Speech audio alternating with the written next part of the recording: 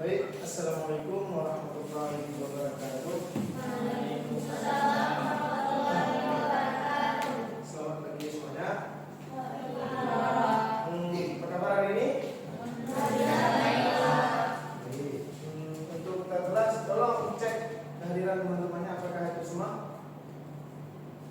Tidak, ada yang belum hadir. Berapa? Kurang tahu, Pak. Mungkin tidak. Oke ya. Nah, untuk perapian tolong dikondisikan. Nah, selanjutnya untuk kita kelas, sebelum kita mulai menutup pembelajaran ini, alatnya kan kita dahului dengan doa ya. Tolong kita kelas diikuti sebentar. Baik. Bismillahirrahmanirrahim. Rabbi shrahli sadri wa yassir li amri wahlul 'uqdatam min lisani yafqahu qawli. Baik ya, terima kasih sudah kita kelas ya. Nah, sebelumnya Bapak mau tanya dulu nih, materi sebelumnya apa ya? Siapa yang ingat? Ya, Pak. Kan? Kita tentang proklamasi, Pak. Baik. Nah, untuk hari ini Bapak akan melanjutkan materi yaitu tentang sejarah kekalahan Jepang. Siapa yang tahu sekilas lah tentang kekalahan Jepang? Mungkin dari kita kelas. Menurut yang saya ingat, Pak, kekalahan Jepang karena ini, Pak, kena bom atom, Pak.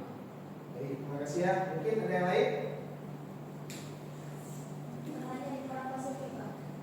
Baik, terima kasih untuk jawabannya. Nah, di sini Bapak akan menjelaskan sedikit tentang sejarah kekalahan Jepang. Nah, kekalahan Jepang dalam Perang Dunia Kedua adalah salah satu peristiwa penting yang mengubah peta politik dunia, termasuk di Indonesia.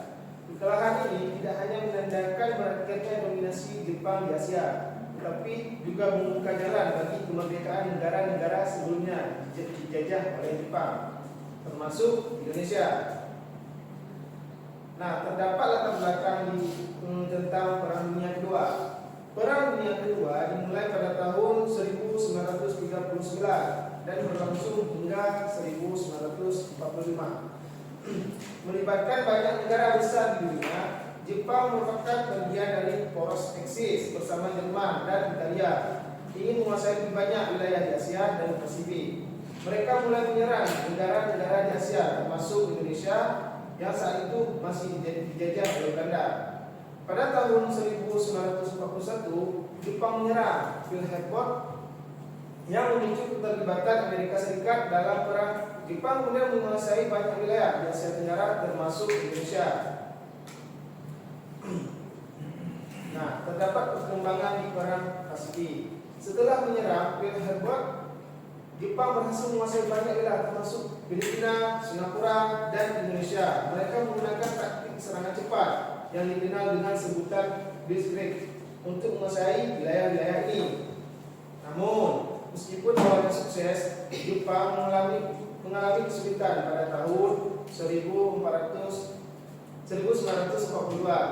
Dalam pertempuran Midway, pasukan Jepang menderita kekalahan besar dari Amerika Serikat. Kekalahan ini menandai awal dari kemunduran Jepang di Pasifik.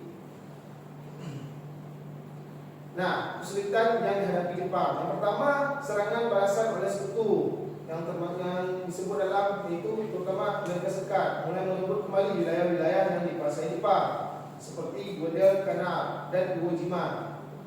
Yang kedua, serangan udara dari laut. Nah, sekutu melakukan serangan udara besar-besaran yang menghancurkan kota-kota besar di Jepang, termasuk Tokyo. Ini menguras satu kemampuan Jepang untuk memproduksi senjata dan bahan-bahan lainnya. Nah, yang ketiga, kehilangan sumber daya. Jepang kehilangan banyak sumber daya penting seperti minyak dan logistik yang dibutuhkan untuk perang. Nah, terdapat penggunaan bom atom oleh Amerika Serikat. Pada Agustus 1945, Amerika Serikat menjatuhkan 2 bom atom ke kota Hiroshima pada saat tanggal 6 Agustus dan Nagasaki pada saat tanggal 9 Agustus. Kedua serangan ini menghancurkan sebagian besar kota dan menyebabkan puluhan ribu orang tewas serta banyak yang terluka karena radiasi. Bom atom ini menjadi alasan utama mengapa Jepang akhirnya menyerah. Setelah serangan ini, Jepang merasa tidak mampu melanjutkan perang dan memilih untuk menyerah. Penyerahan Jepang. Setelah dibom terbit, Jepang akhirnya mengumumkan penyerahan dirinya pada tanggal 15 Agustus 1945 dan diumumkan oleh Kaisar Hirohito melalui siaran radio. Kaisar mengakui bahwa Jepang tidak bisa melanjutkan perang lebih lama lagi. Nah, penyerahan resmi Jepang terjadi pada 2 September 1945 ketika Jepang menandatangani dokumen penyerahan di atas kapal USS Missouri di Teluk Tokyo. Dengan ini, Perang Dunia secara resmi berakhir. Nah, dampak-dampak kekalahan Jepang bagi Indonesia. Yang pertama, proklamasi kemerdekaan Indonesia. Setelah Jepang menyerah, Indonesia memanfaatkan kekosongan untuk memproklamasikan kemerdekaannya. Nah, yang kedua, banyak tentara Jepang menyerah atau kembali ke Jepang sehingga Indonesia mendapatkan kesempatan untuk mengambil alih kendali negara.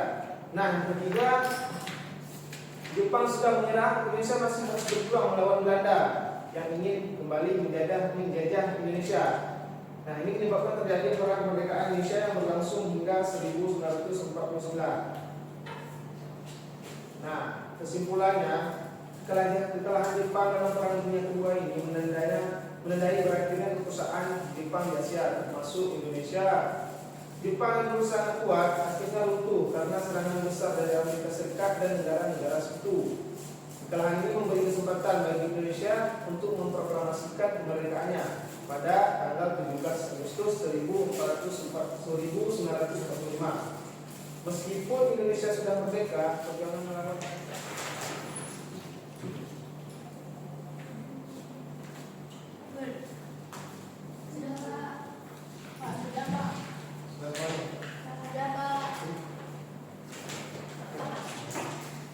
Nah, baik, untuk 12 tolong dikumpulkan sementara.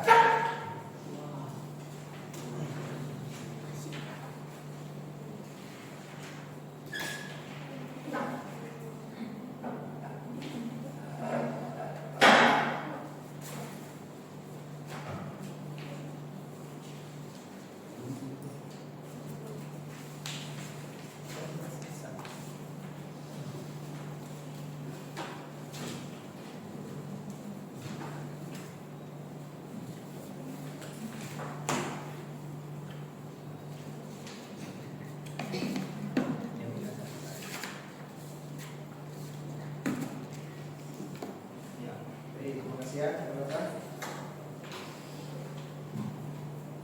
Nah, dari lembar kerja ini, siapa yang dapat menyimpulkan inti dari soal ini? Intinya, kesimpulannya aja. Siapa yang dapat menyimpulkan? Silakan. Siapa nama? Bisa Pak. Baik, silakan Musa. Hal yang dapat saya simpulkan itu menjelaskan siapakah yang membacakan teks proklamasi pada yang hari proklamasi, kemudian bendera apakah yang dinaikkan ketika teks proklamasi dibacakan. Baik, terima kasih ya. Tolong dihapus pada temannya. Nah, mungkin hanya ini ya untuk materi yang ini. Jadi untuk materi minggu depan, tolong kalian pelajari tentang menuju proklamasi kemerdekaan. Nah, sini ada yang ingin bertanya nih sebelum Bapak menutup pembelajaran.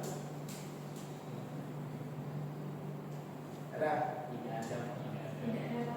Baik, terima kasih ya. Kiranya ini yang dapat Bapak sampaikan hari ini. Lebih kurang, Bapak mohon maaf. Bapak akhiri. Assalamualaikum warahmatullahi wabarakatuh. Waalaikumsalam.